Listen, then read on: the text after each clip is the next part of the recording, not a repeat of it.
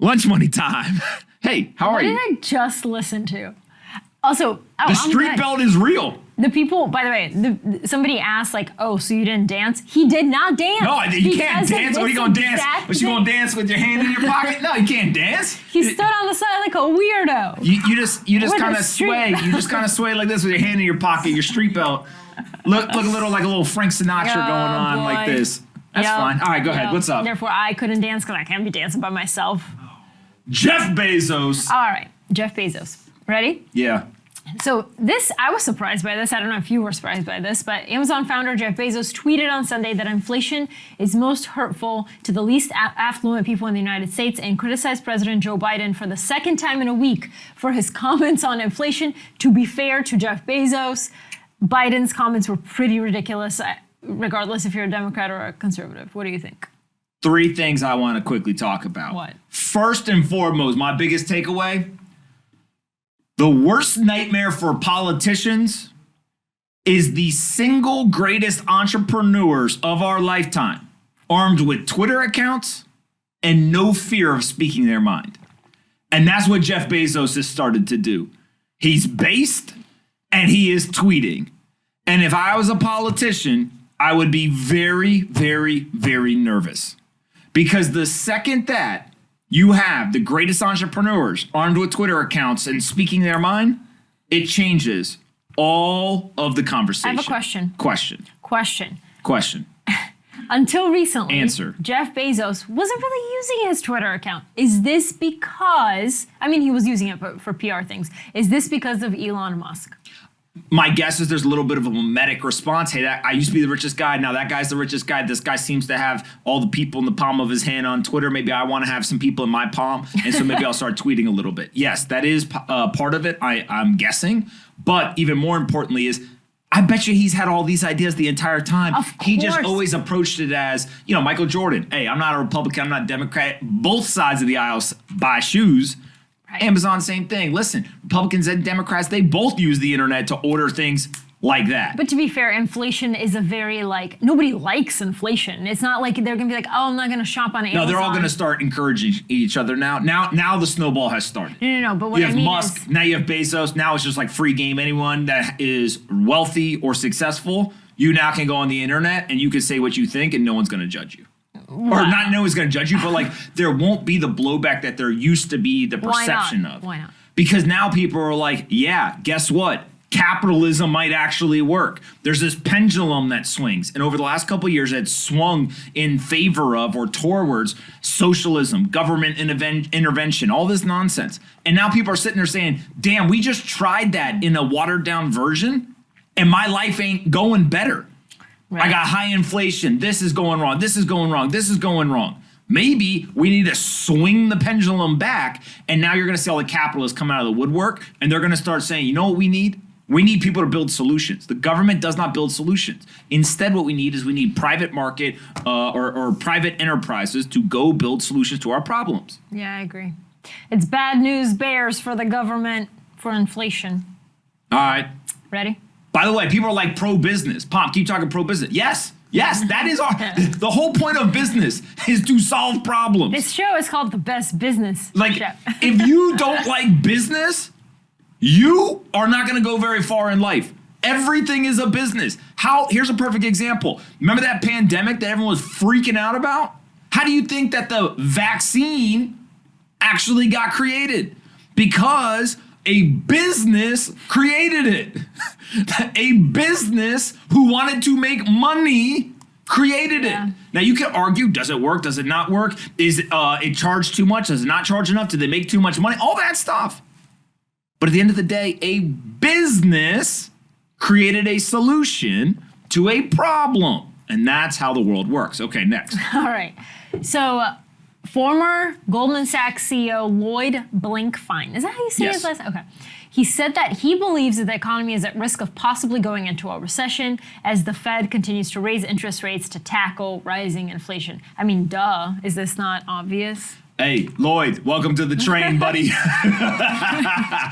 I appreciate you. Like he's like saying, he's like that kid in school that like finds out what's. No, hey, I'm actually going to defend him for a second defend here. him, go. Here's what I think's probably been going on is I actually think that folks like this, they have no doubt whatsoever in their mind. They know exactly how the financial system works. They know exactly what was going to happen. It was either unpopular or not acceptable in their social circles or in their kind of handler groups in order to say the things that they're saying now. Mm-hmm. Now the tide has turned. Again, it's this whole idea of we're going back to business. We're going back to capitalism. We're going back to the thought process where people can start to say whatever they need to say or what they want to say. And so he's now just saying probably what he was saying behind closed doors for the last 6 to 12 months.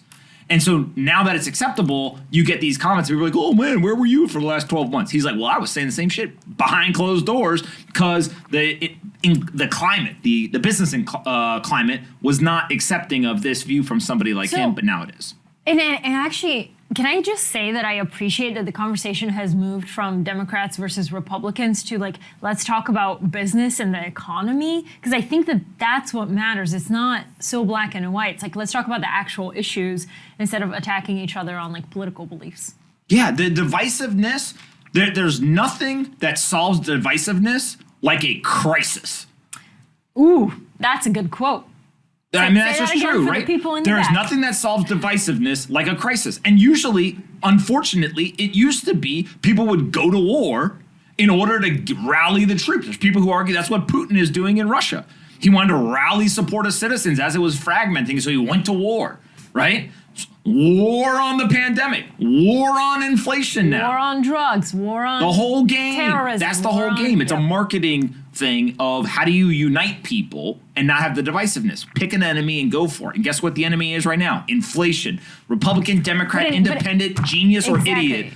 Inflation, let's solve it. But inflation is something people can rally around because it directly impacts their lives, just like COVID did. Correct. Yeah. I agree. Okay. Next, all right. Dwayne Wade. Hold on. Also, Dwayne Wade trips me up every time because I always spell it differently. Okay. I had dinner with Dwayne Wade the other night. But more importantly, he had dinner with Dwayne Wade and his wife, Gabrielle. To be fair, there was 12 people at the table, and we just said what's up to each other, and he was just far enough where it was a little bit hard to... But 15-year-old me would have freaked out if I knew that he was at dinner with Gabrielle Union. I'd be like... Remember Step Up? LeBron was there, not too. Step Up. What is the name? What is it Step Up? David Beckham was there, too. No, I don't care about them. I care about Gabrielle Union. All right, thanks. All right. So Dwayne Wade, the husband of Gabrielle, purchased an equity stake in 2 sports teams, and he's hosting a TV show. He is also taking a chance with the volatile NFT marketplace. What are the sports teams? The sports teams? Yeah, does it say? Hold on. Yes, I did know. Didn't know that was a team. Okay.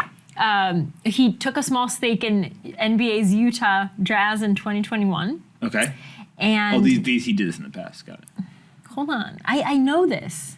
Okay. I read this. The Utah Jazz. There's something about Gabrielle. You're stuck on Gabrielle Union. Dwayne Wade is a very, very savvy business person, and I think that he will continue to be successful. Let's go to the next topic here because we have exactly 6 minutes plus 4. Okay, this is interesting. Plus 90 seconds. This is interesting. An upstart financial firm backed by Peter Thiel and Bill Ackman has a message for American corporations. Focus on making money, not taking stands. And Vivek Ramaswamy, who made his fortune in pharmaceutical startups before writing a book last year called Woke Inc., says he has raised $20 million to start a fund manager that would urge companies not to basically talk about politics. Do we really need a startup to tell us, tell? Is it a fund or is it a startup? Is it a company or a fund? Maybe it's both. Yeah, it says it's a fund manager, but I think it's a company. Okay, let's just say that it's a fund manager, right? Okay. If it is I believe what it is it's a startup asset manager from what I just saw the headline. Okay. So this is actually one of the best ways to get companies to stop the nonsense. How? By being a consultant? No, by showing up and saying, I have money. If you don't do what I say, you don't get my money. It's activism. That's all it is. It's no different than if somebody says, like when Elon Musk took a position in Twitter, everyone's like, oh shit, he's gonna start doing, like, he owns 9% of the business. He now has a seat at the table. He bought his seat at the table, and he now can be an activist. Bill Ackman, Carl Icahn, who don't like each other. All these folks, like, that's what they do, is they put money into a company, and then they go to work, and they try to get them to do things in a certain way. It may be, hey, you should break up your business, sell off a part of it. It may be you should go on, do mergers and acquisitions. It may be, hey, actually, we want to divest from our fossil fuel energy usage, whatever that means, right? All these different things. But what these guys are saying is, we're going to give you money. We're going to tell you, shut up and build your company. Stop trying to take stances on all this crazy stuff. Right. Well, yeah, because some people do care. I personally, like, if you were to stop shopping at certain establishments based on the things that they did, you wouldn't shop anywhere. You wouldn't eat anything. You shouldn't use the internet. Why? You should just stop using the internet. Well, the internet, somebody else uses the internet to do bad things in the world. So you should just get off the internet. So basically what Vivek said is a majority of Americans want companies to stay out of politics. They want to have a separate space for where they shop, where they work, and where they invest from the places where they cast their ballots or engaged in their political debates. It's so interesting. Okay, but somebody in the comments made a good point. When you say it's a pendulum, we're swinging back, baby. But when he said the pendulum swings, his question was, doesn't that just mean we're going to go to the other extreme? So the whole point, I think, is you're getting way more centrists now who say, listen, this pendulum swung too far to the extreme. We need to swing it back. But actually, most of the people who are trying to kind of get back, they're just saying, listen, just build your company. Don't be extreme left. Don't be extreme right. Actually, don't be left or right. Just build your company. That's it. They're actually trying to get people to focus on the center. Yeah.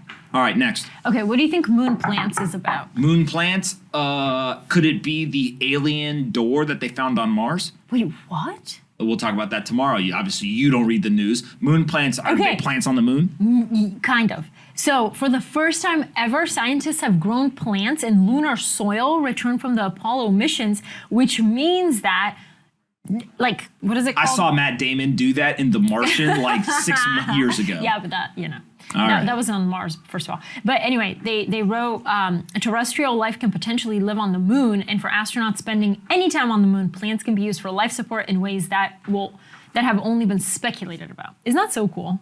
I like it. Like, you can grow plants on the moon. Anyway. Okay, next. It's Ask Lunch Money time. So I didn't have a question. What? Go ahead. I'm just messing with you. Don't mess with me. Come on. I didn't have a question in the comments. You guys, go to the video of Lunch Money and in the comments, do #AskLM and give me a question. So I asked the people in the chat if they had any live questions, and Crypto Pip asked, how's Ranger? Well, you tell me how Ranger Ranger's is. fantastic. Ranger used to owe me money, but we're cool now. Ranger is like outliving his best gentlemanly True. life. He runs around in the grass in Miami. He loves the sun. He don't like other dogs, but that's a whole other thing. And he chases tennis balls. He loves a good tennis ball. Loves a good tennis ball. Loves a little grass. Roll around, get your back scratched. In the grass. It's great. Sun out. Ranger out. Like it's just good to go. Life is good. Yeah. Yep. Anything else? Okay. Hold on. Yeah. Oh. I got a Western Rise product update. A Western Rise product update? Matt with the product update. Hey, I'm just saying. Evolution pant, AT pant, street belt. Y'all see the hand in the pocket? I told you. I got the street belt on right there. That is hilarious. Street belt. Shout out, Jordy. Street belt Also, is probably one of the single greatest inventions I ever had in my life. For the record, I invented that. For those of you who don't know, that tie is famous. That tie has been on CNBC during bear markets, during bull markets, during regular cow markets. It's been everywhere. Okay, Polita. All right, I'm gonna go.